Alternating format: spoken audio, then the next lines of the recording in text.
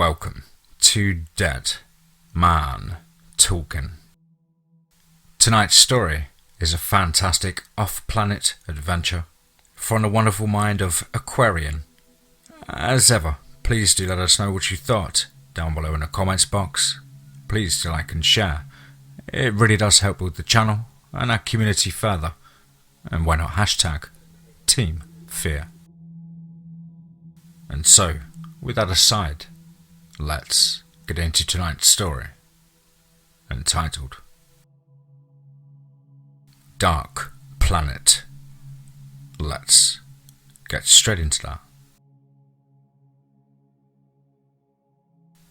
I remember specifically asking the hibernation technician if I would dream, when he told me that that was an urban legend.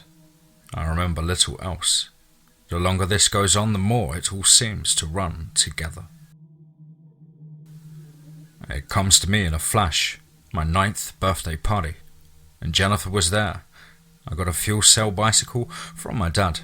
I remember my mum scolded me not to leave my slice of cake sitting outside because it will attract animals and they'll keep coming here looking for food.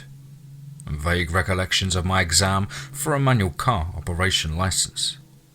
The hibernation chamber is as warm and comforting as it was the last time. Wear and grime continues to accumulate. For a dream, it really nails little nitty-gritty details like that. Evidently, this is what happens when you sleep for a century. It even has the big stenciled Chamber 3 on the outside. I poke at the terminal, right where it always is. The flickering display is entirely in Japanese. Never any help. I make the routine token effort to fix it by bashing at the keyboard, but get only the cascading error message windows. At least, that's what I assume they are. Fucking moon runes. I can still recall bits and pieces of the dream. Same one as always, with minor differences each time.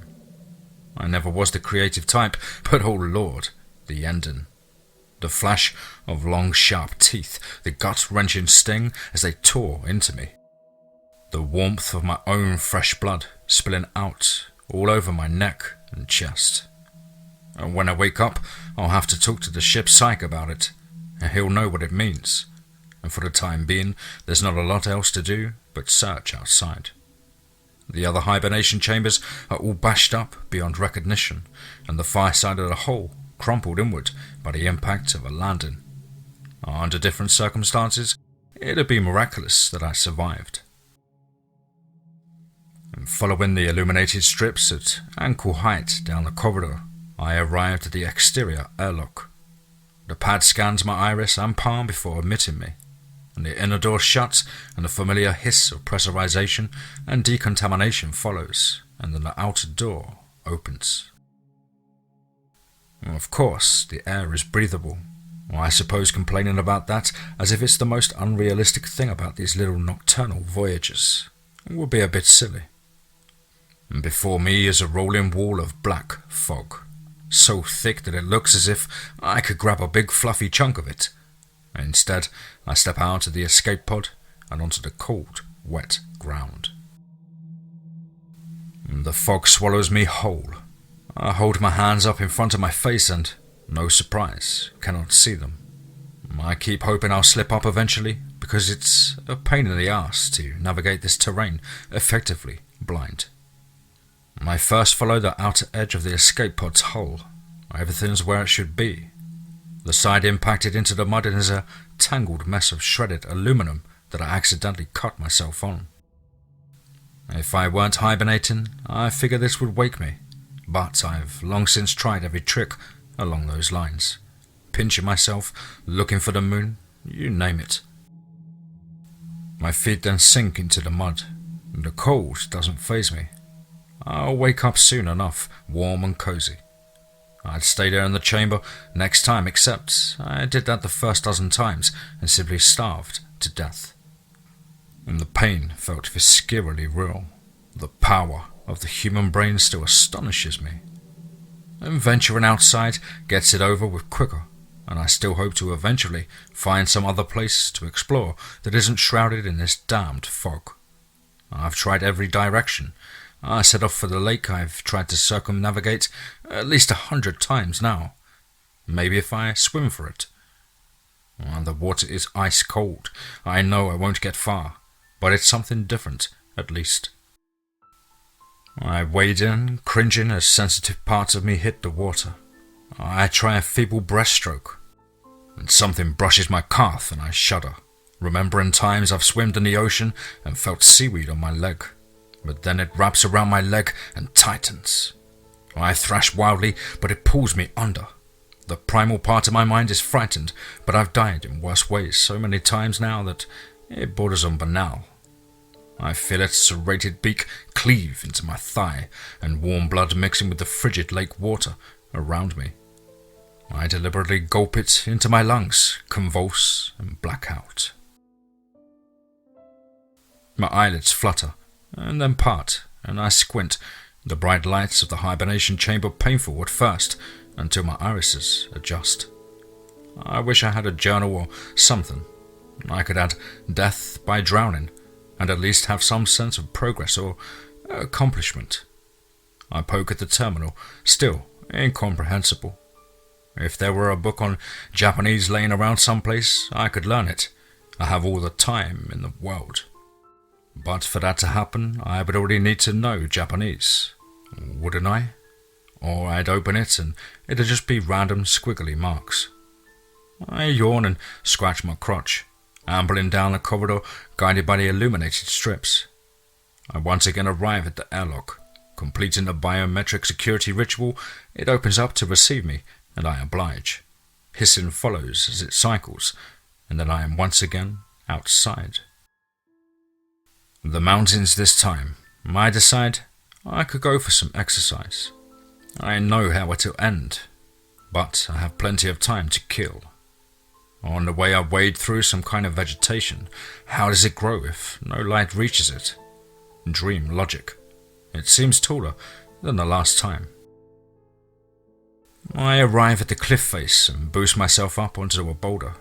I hear a long, low rumbling. Oh, fuck off, I thought. I haven't even begun climbing yet.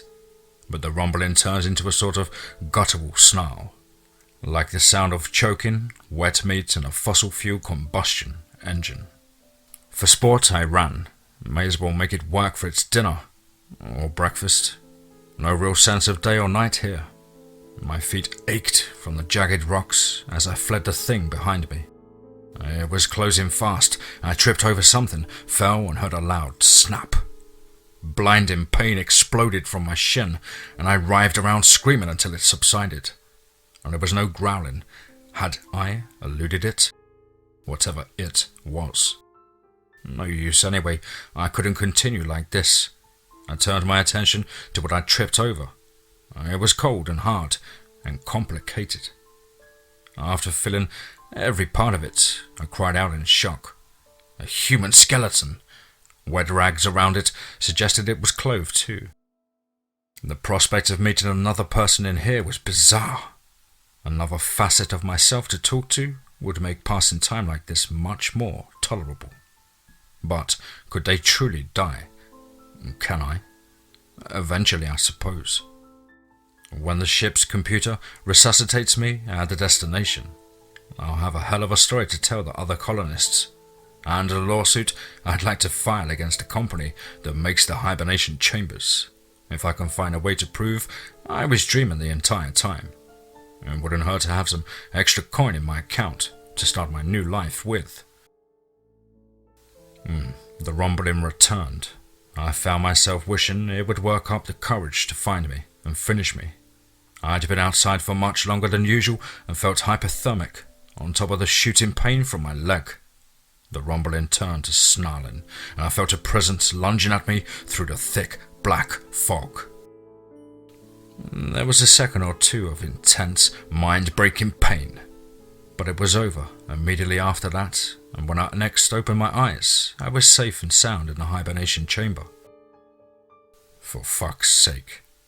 The clock on the terminal said 22:31:09.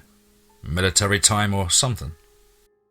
I never learned to read that, so I am in the dark about what goddamn time it is, as I am about what all those repeated messages on the terminal say. The top bar is a flashing red message. Underneath there's pages upon pages of the same chunk of text, repeating.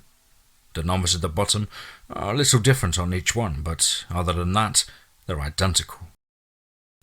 I have tried scrolling all the way to the start, but can't do it. A little completion percentage indicator to the right changes every so often, if I scroll long enough, and the furthest I've ever gotten before growing bored and wandering off is 12%. As soon as I'm outside, I start jogging. My leg's as good as new, so I do some cartwheels while I'm at it. Feels kinda good when the mud sinks in between my fingers. I stub my toe on something, and kneeling down to feel it, I discover another skeleton. And this one's not so badly decomposed. I can feel leathery skin and some hair. After walking what feels like roughly an hour, I encounter boulders, and feeling my way along them for a bit, I eventually come upon a cave. And this is just about asking for it, isn't it? But I haven't done caves before. I cautiously negotiate the rough terrain and the cave floor and continue my descent into it.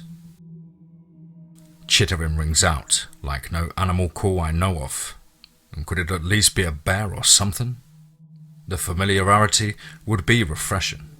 Wind rushes past me, displaced by whatever immense abomination my subconscious has devised as it accelerates towards me.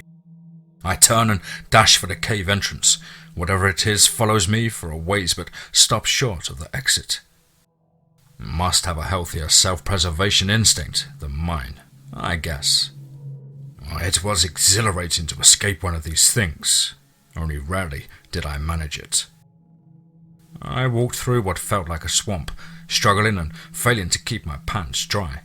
Again, my leg catches on something, and I expect to be another skeleton. It's a cold, but mostly intact body. Overcoming my revulsion, I feel at the head and chest. It's male. I search it for a weapon, but find nothing.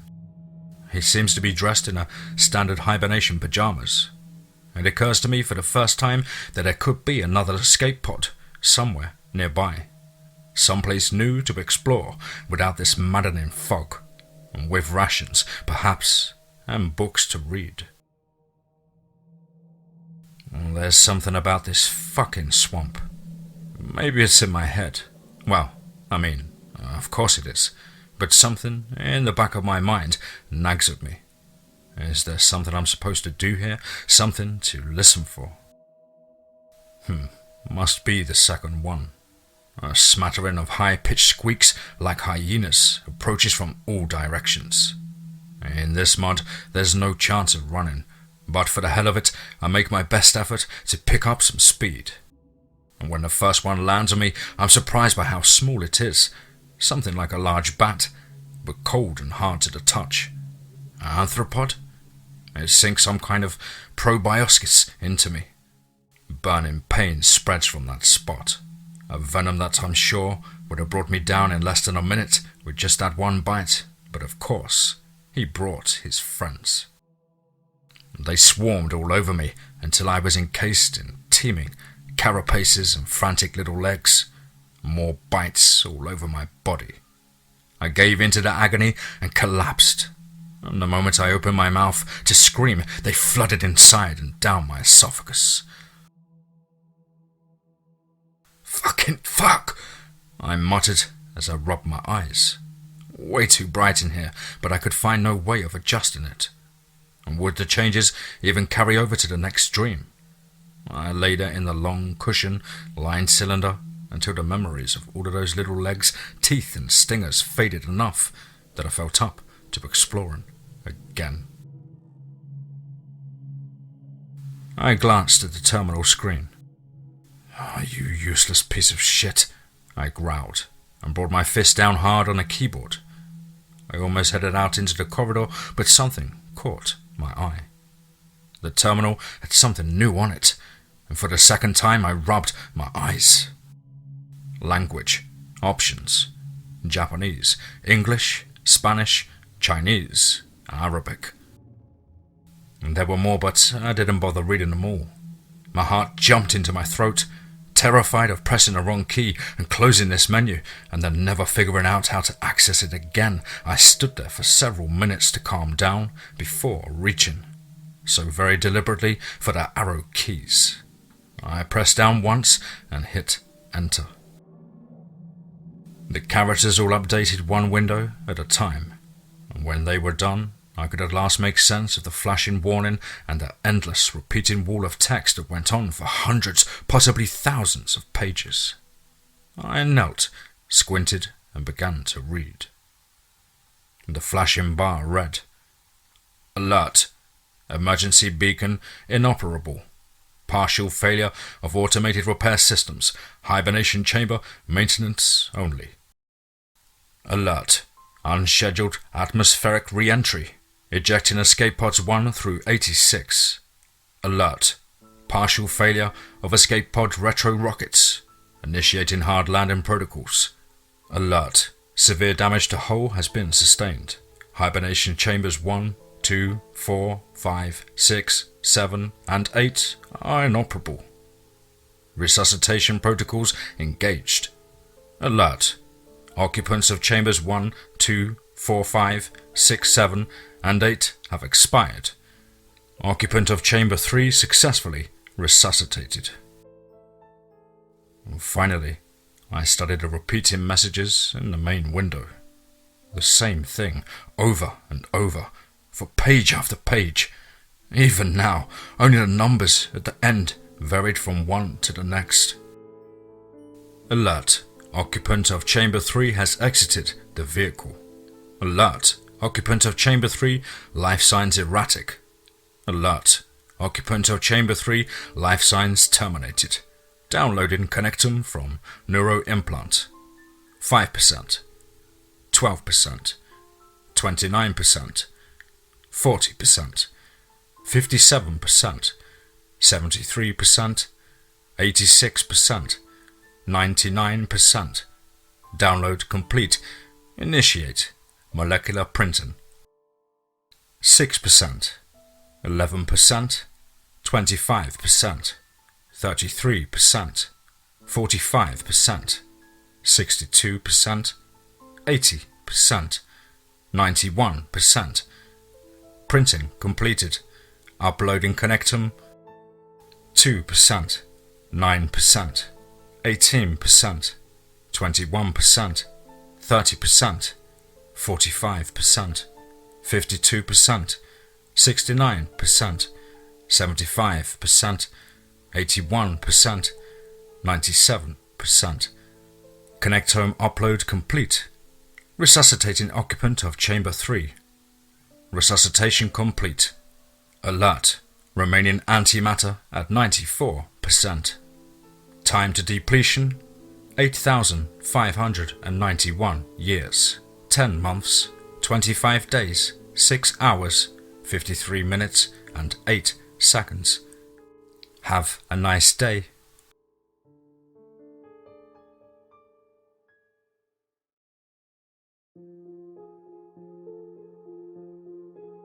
Wow. Absolutely awesome, off-planet, deep space horror there from the wonderful mind of Aquareon. And a huge thank you for allowing me to narrate your wonderful work. Well, guys and girls, a short one for you there. As ever, you know the drill. Please do let us know what you thought down below in the comments box. Please do like and share. It really does help build the channel and our community further. And of course, why not hashtag TeamFEAR. As always, if you have a story you'd like to share with us here on the show, whether it's a true or fictional piece, please do get that over to myself at the email, which of course is dmtforustofear@gmail.com. As always, guys, I hope you're all well and happy, and above all, remember, be safe, not sorry.